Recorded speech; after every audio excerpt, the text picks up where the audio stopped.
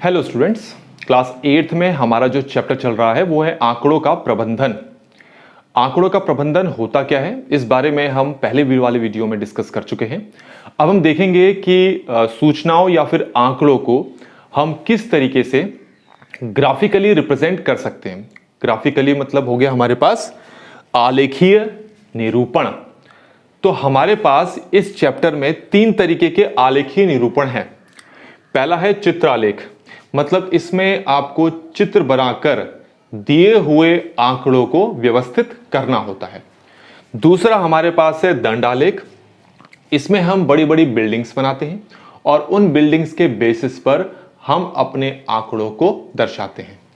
तीसरा होता है द्विदंड आलेख, इसमें भी हम दंड बनाते हैं, लेकिन एक साथ हम यहां पर 2 दंड बनाएंगे और वो जो दंड होंगे वो 2 चीजों को कंपेयर करेंगे। इसका मतलब क्या होता है, तो आइए बारी बारी से इन सब चीजों को हम समझते हैं। सबसे पहले आपको एक चित्र आलेख यहां पर दिया हुआ है। इसमें एक कार आपको दे रखी है। जुलाई के महीने में आपको कुछ कार दिखा रखी हैं, अगस्त के महीने में और सितंबर के महीने में। अच्छा, यहां पर आपसे कहा है कि जो एक कार है उसका मतलब एक्चुअल में 100 कार है। एक कार का जो पिक्चर दे रखा है उसका मतलब 100 कारें हैं और आधी कार का मतलब है 50 कारें। तो जुलाई के महीने में आपको यहां पर 2 कारें नहीं ना देकर 2.5 कारें दे रखी हैं। तो एक कार अगर 100 को दर्शा रहा है, 100 कारों की संख्या को दर्शा रहा है, तो 2.5 कारें यहां पर 250 कारों की संख्या को दर्शाएंगे। अगस्त के महीने में आपको 3 कारें दे रखी हैं। तो एक कार अगर 100 को दर्शा रहा है तो 3 कारें यहां पर 300 को दर्शाएंगी। सितंबर के महीने में 4 कार दिख रही हैं आपको। 4 कारों का मतलब यहां पर उनकी संख्या कितनी है, 400। तो ये जो हमारे पास यहां पर आंकड़े दे रखे हैं, इन आंकड़ों के बेसिस पे हमें 2 क्वेश्चन का आंसर यहां पर देना होगा। पहला है जुलाई के महीने में कितनी कारों का उत्पादन हुआ। आप जुलाई के महीने में देख सकते हैं कुल कारें कितनी है, 250। तो जुलाई के महीने में 250 कारों का उत्पादन यहां पर हुआ है। ऐसे ही दूसरा दे रखा है किस महीने में कारों का अधिकतम उत्पादन हुआ है। तो आप देख सकते हैं सितंबर के महीने में आपको 4 कारें दे रखी हैं। हर कार 100 कार की संख्या को दर्शा रहा है। तो सितंबर के महीने में कुल 400 कारों का उत्पादन हुआ है। तो इस तरीके से इस पिक्टोग्राफ में, मतलब कि इस चित्रालेख के जरिए हमने दिए हुए 2 क्वेश्चन का आंसर दे दिया है। और देखो किस तरीके से हमारे आंकड़े जो है बिल्कुल व्यवस्थित हो गए। व्यवस्थित होने का सबसे बड़ा फायदा यह होता है कि जिस किसी निष्कर्ष पे आप जाना चाहते हो वो निष्कर्ष आसानी से आपको मिल जाता है। आइए अब देखते हैं हम दंड आलेख। आपको यहां पर दिख रहा होगा आपके स्क्रीन पर। यह दंड आलेख क्या बता रहा है, इस तरफ हमें कुछ संख्याएं दे रखी हैं, 50, 100, 150, 200, 250, 300, 350। ये जो संख्या है कक्षा 8 में जो बच्चे हैं उनकी संख्या बता रही है। और नीचे आपको 2003 से 2004 लिखा हुआ है, 2004 से 2005, 5 से 6, 6 से 7, 7 से 8।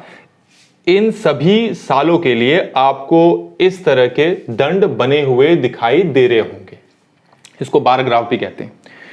ये जो ऊंचाई है ये बच्चों की संख्या बताती है उस साल में, ठीक है।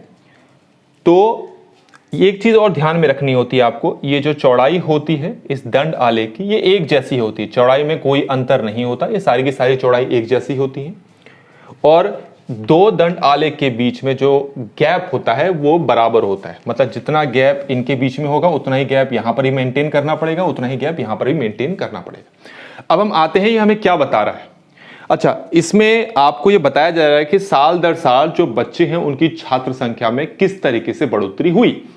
2003 से 2004 में जो बच्चों की छात्र संख्या थी वो 100 थी, क्योंकि ये इस दंड का टॉप है, इसको अगर यहां मिलाओगे तो 100 दिखा रहा है।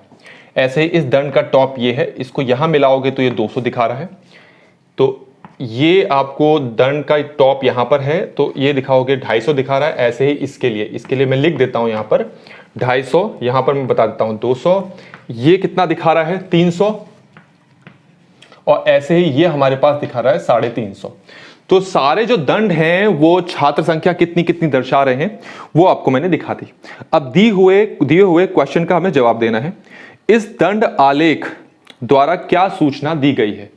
इस दंड आलेख द्वारा साल दर साल किस तरह से छात्र संख्या बढ़ रही है, इस तरह की सूचना हमें इससे मिल रही है। ठीक है। दूसरा कहा है किस वर्ष में विद्यार्थियों की छात्र में अधिकतम वृद्धि हुई। जरा ये देखो, यहां पर छात्र संख्या थी 100, अगले साल हो गई 200, तो डायरेक्टली कितने का जंप हो गया, कितनी छात्र संख्या बढ़ गई, 100 की बढ़ गई ना। 100 थे, फिर 200 हो गए, तो 100 बढ़ गए यहां पर। फिर 200 से 250 में कितने बढ़े, 50। 250 से 300 में 50 बढ़े और 300 से 350 में भी 50 बढ़े। इसका मतलब है किस साल पे सबसे अधिक छात्र संख्या की वृद्धि हुई, 2004 से 2005 के टाइम पर छात्र संख्या में सबसे ज्यादा वृद्धि हुई। ये सेकंड वाले क्वेश्चन का जवाब है। किस वर्ष में विद्यार्थियों की संख्या अधिकतम है, वो पता लग गया आपको। 2007 से 2008 में छात्र संख्या सबसे ज्यादा है। और बताइए कि यह सत्य है असत्य। 2005 से 2006 में विद्यार्थियों की छात्र संख्या 2003 से 2004 की छात्र संख्या की दुगनी थी। पहले आप देखो 3 4 यहां पर है कहां, ये है 3 4, इसमें कितनी थी 100। और 5 और 6 कहां है, 5 और 6 यहां कितनी है 250। क्या 100 का ये दुगना है, वैसे इन्होंने इसमें कहा है संख्या की दुगनी है। 100 है, 100 का दुगना होता है 200, तो इसका दुगना ये हो सकता है, इसका दुगना ये नहीं हो सकता, दुगने से ज्यादा है ये, तो ये एक असत्य स्टेटमेंट है। तो इस तरीके से हमारे पास ये फोर्थ वाला भी यहां पर हो गया है। अब हम तीसरा समझते हैं कि द्विदंड आलेख क्या होता है। बच्चों ये हमारे पास है द्विदंड आलेख। इसमें देख सकते हैं कि आपको 2 दंड एक साथ बना रखे, यहां पर भी 2, यहां पर भी 2, यहां पर भी 2, यहां पर भी 2। जब 2 दंड आलेख हम बनाते हैं, द्विदंड आलेख, तो इसका मतलब है हम 2 चीजों को कंपेयर कर रहे होते हैं। यहां पर जो शेड वाला जो दंड है वो 2006 से 2007 के आंकड़े बताता है, और बिना शेड किए वाला जो दंड है वो 2005 से 2006 के आंकड़े बताया जाता है। और आंकड़े किसको बता रहा है, किसके लिए बता रहा है, वो एक विद्यार्थी है, उसने कितने मार्क्स प्राप्त किए, कितने अंक प्राप्त किए अलग अलग सब्जेक्ट्स में, उस तरह का डाटा है ये। मतलब कि ये है गणित के मार्क्स, ये दोनों गणित के मार्क्स बताए जा रहे हैं। ये वाले जो मार्क्स हैं ये 2005 से 2006 में उसने गणित के कितने मार्क्स प्राप्त किए, और ये जो शेड वाला है ये बताता है 2006 से 2007 के बीच में उसने कितने मार्क्स प्राप्त किए।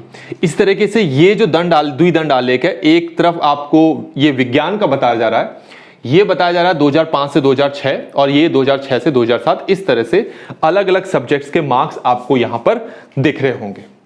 साथ ही आपको यही डायग्राम स्क्रीन पे भी दिख रहा होगा। अब ये इसमें जो क्वेश्चन पूछे उनके आंसर हम फाइंड करते हैं। इस द्विदंड आलेख द्वारा क्या सूचना दी गई है। इस द्विदंड आलेख द्वारा यह सूचना दी गई है कि एक जो विद्यार्थी है 2 अलग अलग सालों में, 2 अलग अलग सेशंस में उसने विभिन्न विषयों में किस तरीके के मार्क्स या अंक अर्जित किए हैं। किस विषय में विद्यार्थी के प्रदर्शन में सबसे अधिक सुधार हुआ है। जरा ये देखो, इसमें गणित में सबसे अधिक सुधार हुआ है। सबसे अधिक सुधार का मतलब कैसे, पहले साल में उसको गणित में 30 मिले और दूसरे साल में गणित में मिल गए 60, तो 30 अंकों का जंप लग गया यहां पर, तो गणित में सबसे अधिक सुधार हुआ है। अच्छा, किस विषय के प्रदर्शन में गिरावट आई, तो गिरावट वाले ये देख सकते हो, पहले साल में जो दंड था वो बड़ा था और दूसरे साल में दंड छोटा हो गया, मतलब अंग्रेजी विषय में गिरावट आई है यहां पर। और किस विषय में प्रदर्शन समान रहा है, हिंदी में देख सकते हैं, हिंदी में दोनों दंड एक ही साइज के बने हुए हैं। पहले साल में भी उसको जितने मार्क्स मिले उतने ही दूसरे साल में भी मिले, तो हिंदी में जो प्रदर्शन है वो एक समान रहा दोनों सालों में। इस तरीके से हमने जो आंकड़े हैं, जो डेटा है, उसको किस तरीके से हम ग्राफिकली रिप्रेजेंट कर सकते हैं, आलेखी रूप में किस तरह से प्रस्तुत कर सकते हैं, वो हमने इस वाले वीडियो में यहां पर देख लिया। नेक्स्ट वीडियो में हम एक नए टॉपिक पर चर्चा करेंगे। Thank you so much.